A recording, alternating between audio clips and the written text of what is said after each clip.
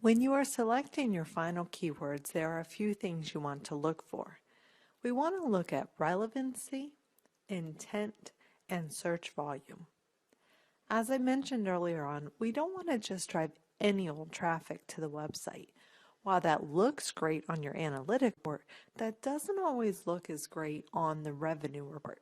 And for most business owners, if you tell them their revenue report numbers will be higher, but their analytics numbers take as big of a jump, they're probably going to be okay with that.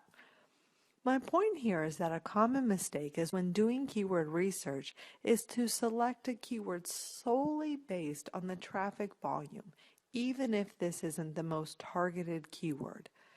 With local keywords, especially if you're trying to build trust with a client and get some quick wins, it's often better to start with the easiest to rank, low competition, low search, but highly targeted keywords. Think back to when you were talking to your client. How much is a client worth to them? Let's say each client is worth $1,000 to them, and they want to make $10,000 in additional revenue each month. That means you only need to send them 10 highly targeted visitors. Now, of course, we have to factor in the conversion rate, so we'll need more than 10. But again, my point here is that you don't need thousands of visitors to this local website each month to achieve the website owner's goals. When figuring out how much their client is worth, keep in mind the lifetime value of a customer. If a client makes a $30 purchase initially, they may go on to purchase more with the company over time, so this needs to be taken into consideration as well. If the lifetime value is only $30 and let's say the client wants to make $1,000 per month, then they will need approximately 33 new sales. Factor in the conversion rate, and again, you'll see you still don't need to go after the keywords with high competition and tens of thousands of searches per month.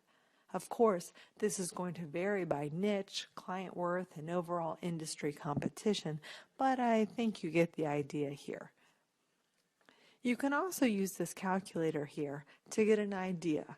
You can go ahead and adjust the numbers. You can put in a keywords example search volume. You can put in a price per sale that your client would get and a conversion rate that they typically see. You can always keep the conversion rate low, so if it ends up being higher, of course you end up with more revenue. That's even better. And this is going to give you an idea of, depending on where you rank, how much money that particular keyword is going to generate for your client every month. The overall idea here is that businesses ultimately want to see financial results, not just a page one ranking. Now that you have your keyword search volume, sort the list by user intent. Which keywords mean they are ready to take action or are very close to taking action? We want to stay away from the keywords that are more informational in nature. We are looking for people ready to buy. And then let's check out the competition on the first page for the top keywords you want to aim for.